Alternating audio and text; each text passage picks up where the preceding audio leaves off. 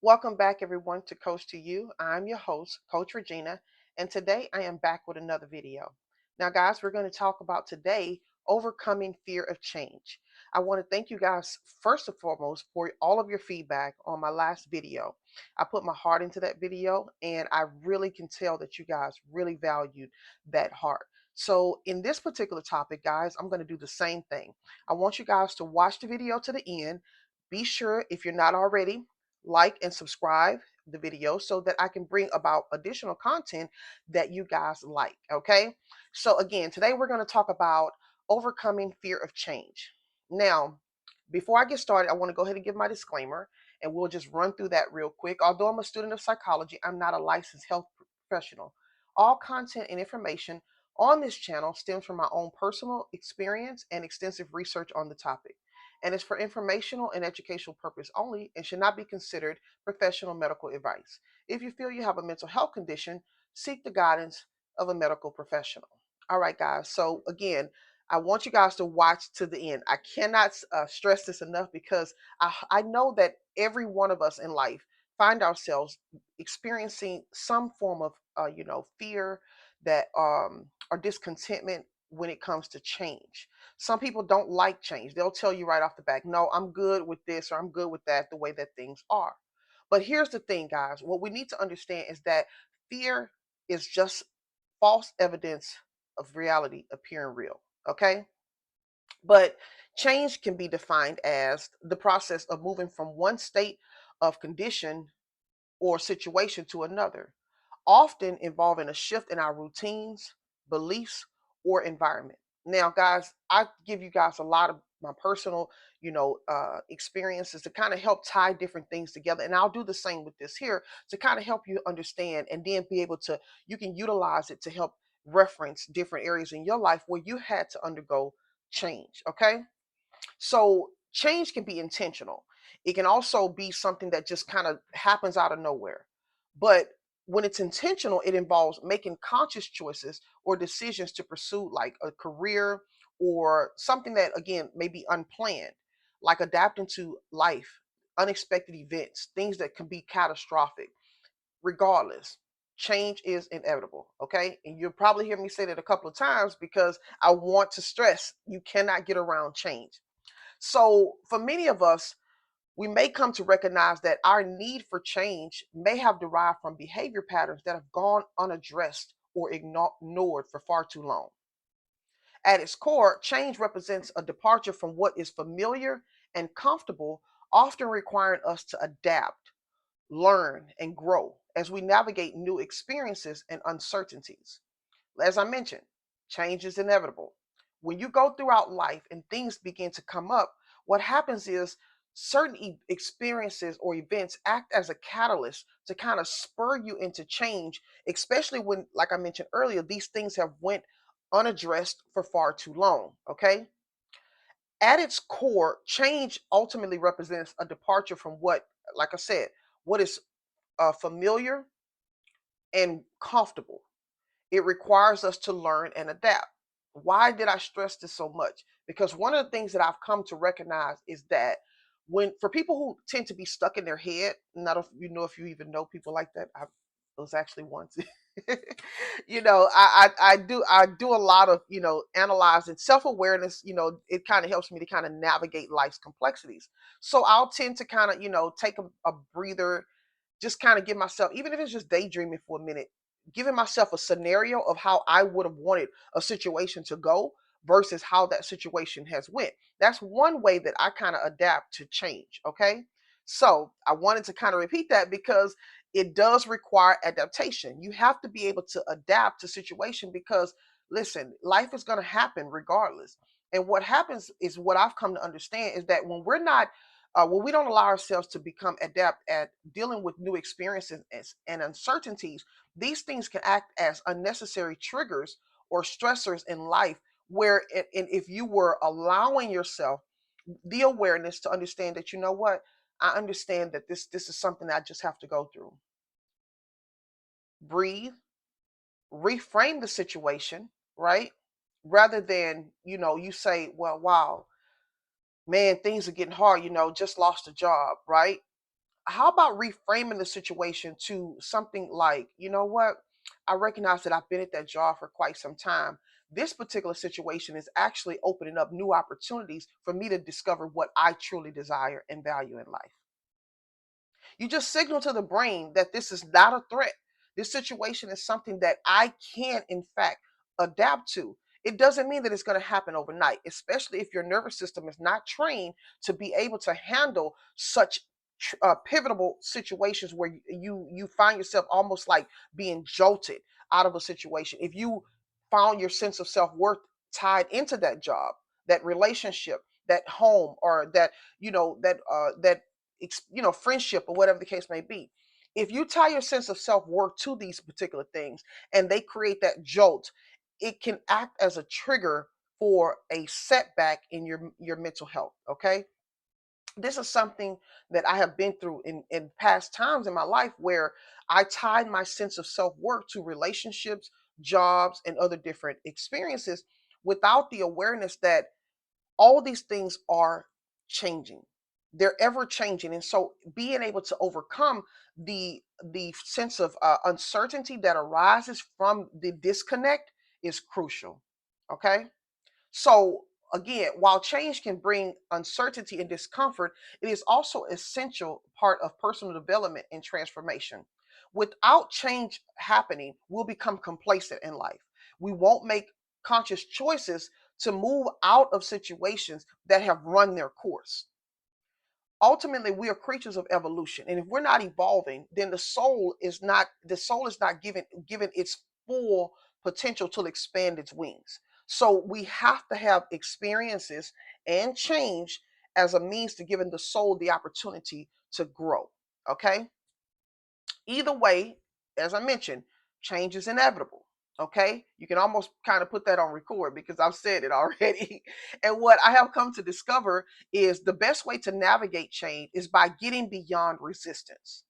So that's what today is going to be about, guys. We're going to kind of tap into different parts of change and how it affects the emotional state of the individual when they're going through it. Now, this does not mean that this is a 100% guarantee. Everyone has grew up different in different environments, upbringing, and different things like that.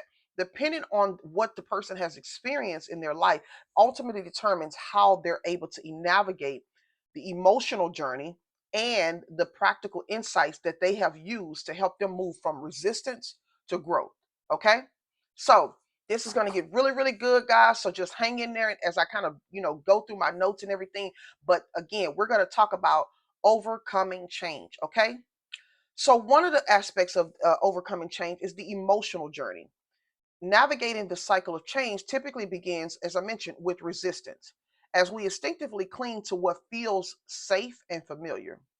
This resistance often shows up as denial, avoidance, or rationalizing why things should stay the same. This is what I mentioned earlier. When I would experience different things, it would be a setback. It would almost be like a jolt in my emotional state because I had tied my sense of self worth to those experiences. Okay, so when you have that as a mechanism for how you cope with reality, this fueled by fear of the unknown and uncertainty about the future often can be a breeding ground for mental health issues. Okay. As we become more aware of our dissatisfaction and acknowledge the discomfort with our current situation, we reach a pivotal crossroad where the desire for something better outweighs the safety of staying put. But in order to do that, you have to first be able to look at the situation for what it is. When something happens, whenever that moment where reality starts to show you that there is about to be a shift, and typically there's always warning that comes before destruction. That's something I really want to point out there because I feel like once you have the awareness that life is not trying to harm you in any way, and that these experiences act as catalysts for your growth and your overall well-being for this position of your life in this existence. Okay, once you have this awareness, you don't look at it from a standpoint of like you're fighting against something. And that's something that I had to really recognize in life because I grew up in facing trauma, abuse, molestation, and things of that nature. So my nervous system had already developed heavy threat detections, even from a child. Okay, where people that were supposed to protect me ultimately ended up being the catalyst of betrayal and abandonment. Right. So you got to understand what that does to the to that individual, right? This individual walks around literally on pins and needles because their nervous system did, looks for threats. It's literally like scanning for threats, okay? And the brain behind its skull isn't aware that I'm just having a conversation with a friend that's kind of heightened, okay? It looks it for your heart, a change in your heart rate, irregular breathing, lack of breath, right, etc. And so these are essentially become signals to tell the brain that there is a perceived threat. So learning to train the nervous system to be able to say to, calm breath, I am safe. I allow my body to feel this excitement with ease. I am safe. There's a technique in cognitive behavioral therapy that can also be used. There's also breathing techniques, five, counting down, four, three, two, one, giving the body and the ability to catch back up. Okay, recognizing that you are in fact safe. Okay, at some point, again, a goal would be to move beyond resistance, where the inner work that you have done to train your nervous system to recognize that you are safe and that you are in control of your life. Okay, then it will ultimately stop running the programs of past experiences where you're not always meeting someone that's trying to hurt you or abandon you, right? But this here involves you learning to trust yourself again because of what you've experienced. Okay. So, again, at this point, we're talking about resistance. Okay. We're talking about being able to accept our emotions, allowing ourselves to feel the fear, breathing, allow it to come up, right? Whatever it is, fear, doubt, without letting those feelings dictate our actions. Recognizing that I can breathe, right? Now, what this means from a practical standpoint, right? This means embracing small steps forward, okay? Ultimately, recognizing that you will be okay. I just explained to you that change is inevitable. I also mentioned that we're creatures of evolution, that your soul is meant to evolve and grow. So you have to understand that because of this, there are underlining forces that are helping you in life. Before I used to feel like, you know, wow, alone. You know what I mean? Like going through things like, man, I got to put on my big girl pants. I got to get through this and everything like that. Not having the close knit family, you have a situation, you have a bill due or something, you made bad decisions or whatever, and you don't have anyone to pick up the phone. And at times that signals that you're alone. But this here is not this we talked about earlier about your limiting beliefs and things that we've conditioned to tell ourselves. But the truth of the matter is that's not correct, that you are in fact love, and that there is a universal presence that guides us and helps us navigate these realities. There's also unseen forces, angels and things of that nature that we've been told that help us to navigate this reality. But here's the thing: moving beyond resistance involves acknowledging that you're not alone. That's the small steps that I kind of mentioned, right? It also involves reframing change. Rather than looking at it as a situation, like I mentioned earlier about the job, you look at it as an opportunity for learning rather than a threat. But this involves consciously choosing to face our resistance and take actions despite our fears. We open the door to personal growth and adaptability and ultimately a more fulfilling experience of change. And that's essentially what it's supposed to be about. Okay. One of the things this brings to mind, is in my faith. I did come across a particular text that I read when I was going through something. I just opened my Bible and I saw a scripture in there, and it reminded me of one that said that God's yoke is easy and his burdens are light. Now, when I look at that from that perspective, it causes me to have the awareness that life is only as hard as we make it. And a lot of it involves our perception. It's how we perceive the situation to be. If you're telling yourself that it's every time something comes up, oh, here we go again, and you're already automatically bringing that perception from a negative standpoint, you're kind of putting yourself against a cart, against a horse. You understand where you're basically pushing against the grain before the situation even occurs. You're training your nervous system to look for this threat as something you may not be able to handle. And again, the truth of the matter is that's not correct. You're stronger than you know, and you have overcome so many things in your life. If not, you wouldn't be watching my podcast. People that come to this channel, I know they're resilient. They have the ability to overcome things regardless of what it looks like. How do I know that? Because you're looking at someone, and like attracts like. So if you're here on this channel, that means that you have the ability to overcome things. It doesn't matter what it looks like right now. It's the story that you tell yourself surrounding the situation. Okay?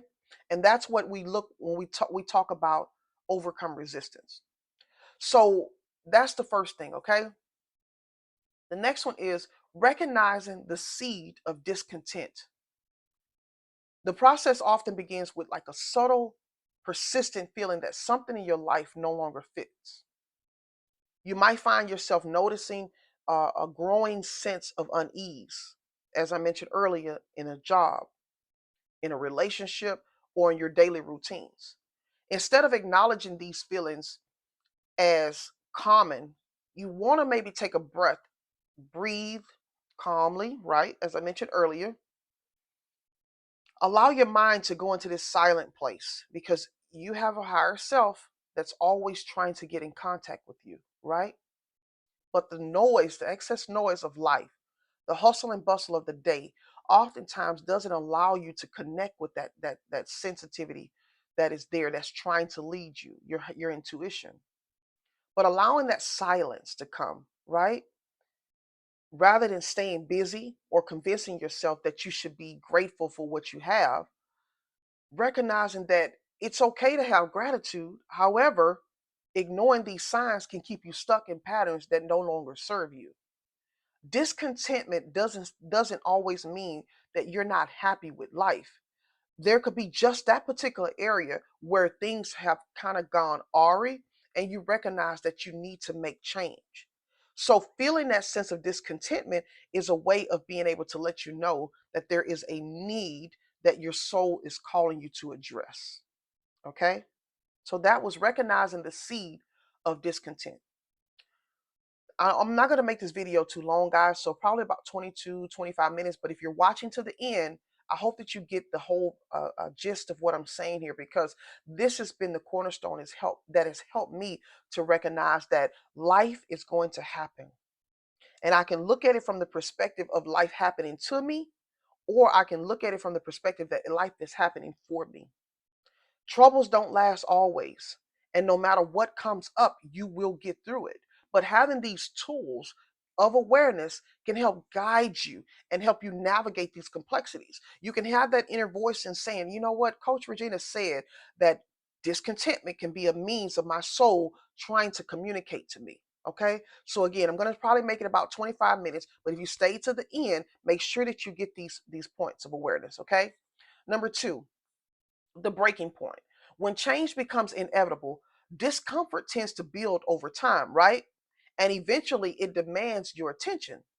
This breaking point can be gradual, like a slow burn of exhaustion and frustration. You find yourself just all of a sudden something abrupt, right? An event that triggered something in your life, something significant, a layoff, a breakup, or an unexpected challenge.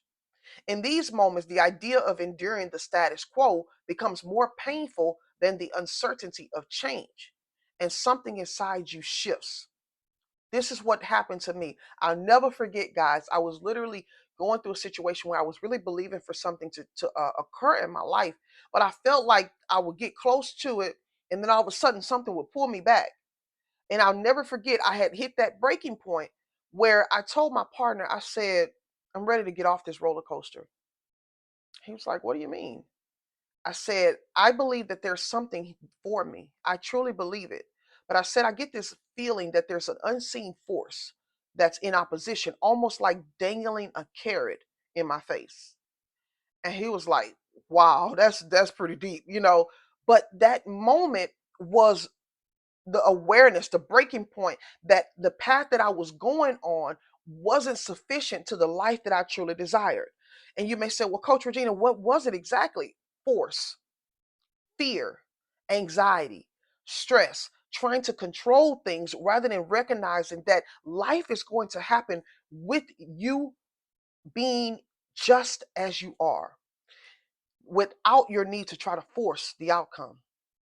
But again, we just talked about earlier, because of what I've been through in my life, I had already had these preconditioned patterns of trying to control things. It was my way of trying to make sure that I was safe no matter what was happening in my life.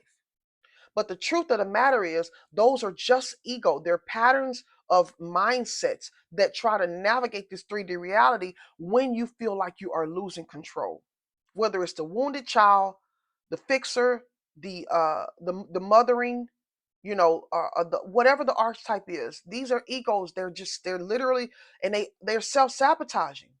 So in many regards, it's like they show up to act like they're trying to help you, but reality, they're holding you back from, in essence, what the divine wants for you.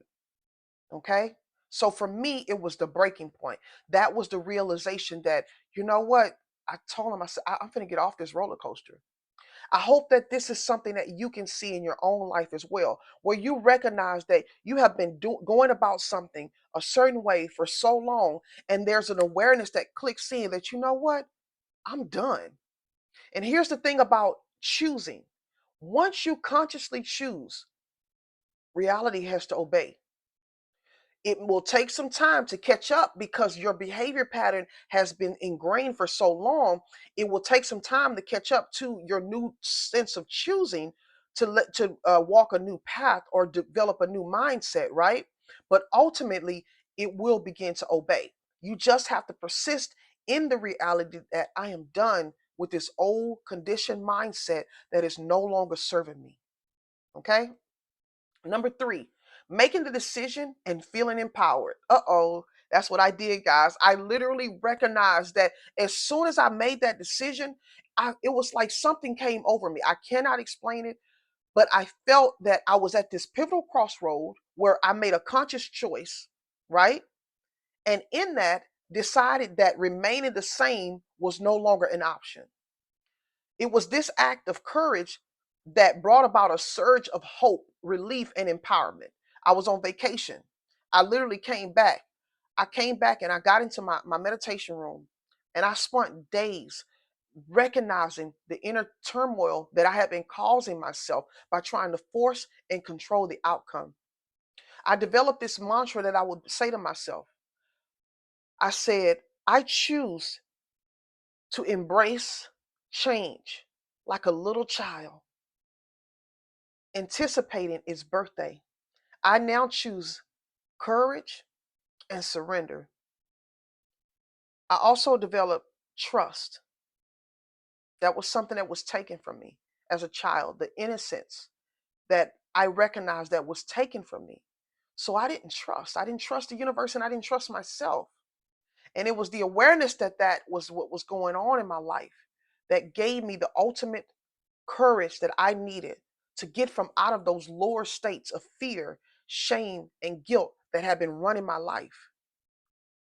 This sense of courage brought that hope, it brought relief, and it gave me the empowerment, as I mentioned. As I began to realize that I had the power to rewrite my story, I literally got my journal, and I literally just started journaling, guys. I wish I can get off the camera real quick and show you, and because I really want to show you, but I'll make another video and I'll show you guys. But I journaled, and I started talking to the little child and telling the little child, I see you, and I see the hurt you've been through and the abandonment that you experienced, and guess what? It's okay. And I began to love on this child and things of that nature. I wrote a letter to the ego, like, guys, I went in that place and I did the work, and you can do the same thing too. The initial momentum felt to be exhilarating. It fueled me to take the first steps that was necessary towards my transformation. And guess what? I've been on that path of choosing ever since. I make the decision, whatever's happening, if it's something going on in the home or in my environment and everything like that, I simply say, choose, choose. Honor your choice. Recognize that you are safe and that you are supported no matter what. Okay, guys, I'm almost at the end. Here's number 4: navigating the return of fear and doubt. It will come up again.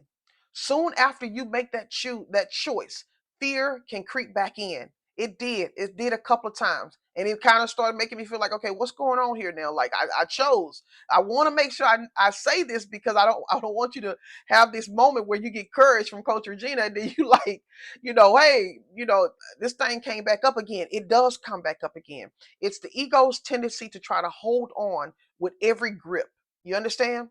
And recognize that we live in this reality where you are constantly being bombarded by other people's energies as well. So though you are choosing joy, peace, happiness, courage, right? Trust, other people may also have their own energies of their own doubt, insecurities, shame, and guilt.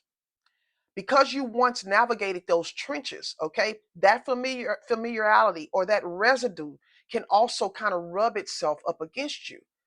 Here's what I do: I breathe, I recognize these are not my emotions. You can feel it when you're around someone, your heart feels it oftentimes before anything. These are not my emotions. I choose to maintain my own state of being. Allow yourself to breathe and then come back to the present moment. Doubts about your abilities, anxiety about the unknown, and memories of past failures may resurface. It's inevitable. It happens all the time, okay? But as you continue to persist, both your old life and the prospect of change may seem overwhelming, and it even may create a sense of paralysis. I did experience that as well. But it's crucial to understand that these feelings are not signs of weaknesses. They're natural parts of the change process. And when they come up, as you continue to, persist, first you have to do one thing. You have to accept them. That was one thing that I did want to mention. I said, I accept, this moment, whatever it was that came up. Thank you for showing me myself. Whenever I would go back, I stopped looking at myself as a victim, as someone that was, defeated. I said, I accept it. Thank you for showing me this part of myself. Okay. Once you accept it, allow your body to feel it. As I mentioned earlier, breathe. I allow my body to feel this. Whatever comes up for you, lovingly guide yourself through the process and release it. The body has to feel that in order to let go of it. Okay? Suppressing emotions are not healthy. It's best to allow yourself to feel that and then be able to consciously release it. Okay? Accepting that fear is a companion on this journey, not a barrier. It helps you to keep moving forward regardless of what's happening. Okay? So the strategies I want to give you real quick, guys, before we wrap this up. See, I told you I was gonna wrap it up real quick. I want to give you the strategies for moving through fear. One, self-compassion. I just told you, lovingly, okay? Be gentle with yourself as you navigate tough emotions. Remember, it's okay to feel scared. It's okay to feel that you're losing your grip for a moment. Allow those emotions to come up. Love on yourself, okay? Talk to yourself as you would a friend. Number two, small steps. Break change into manageable steps. Each small action builds confidence and reduces overwhelm. The first thing I did was I recognized that I just wanted to get out of that state of control. Letting go and surrender is what that required. That involved me being vulnerable. It had to be the point where I recognized that I did not have all the answers, and that was okay. The third aspect of that was that recognizing that I needed help. I began to speak to my higher self and say, I need to embody the traits that you possess. where you're not limited or bound by this 3D reality. Help me be guided through this situation. I know that you have the ability to overcome every obstacle and every challenge. Therefore, I also help me to get through this process. Supportive network. Share your experiences with others, friends, people that you can trust that, will help you stay grounded as well as encourage. Okay? Don't tell your business to anybody that's going to, throw it back at you when they get upset or anything like that. Stay away from that toxicity, okay? The last one is focus on growth. Instead of fixating on what you might lose when you change, when you make the conscious choice to do so, concentrate on what you can stand to gain. A more fulfilling, authentic life. The person I have become, guys, I am so grateful, man. I tell you guys, I embody this feeling every day. If I have a moment of downtime, I recognize that I still can choose. I say to myself, Gina, you're not choosing. And I get back on track. Okay. In conclusion, guys, overcoming the fear of change isn't about eliminating fear altogether. Everybody's going to experience some level of fear in life. As you continue to grow and expand your awareness into these experiences, you can ultimately determine what is a real fear versus what's that false evidence appearing real and where the fear is coming from. It's about acknowledging your discomfort, making empowered decisions, and understanding that fear is a normal part of transformation.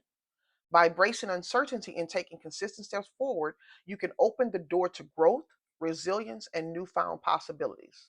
This has been the greatest time for me, guys. This has actually been one of my longest videos that I've ever done. But I wanted you guys to recognize that overcoming fear of change takes courage. Once you recognize that that courage lies in you and it's always been there, you will now allow yourself to become empowered to know that you have the strength to get through this all along. I'm here to walk with you guys hand in hand. If you watch this video to the end, give me a thumbs up, like, and subscribe to my channel, and stay tuned for the next video. This is Coach Regina. Take care.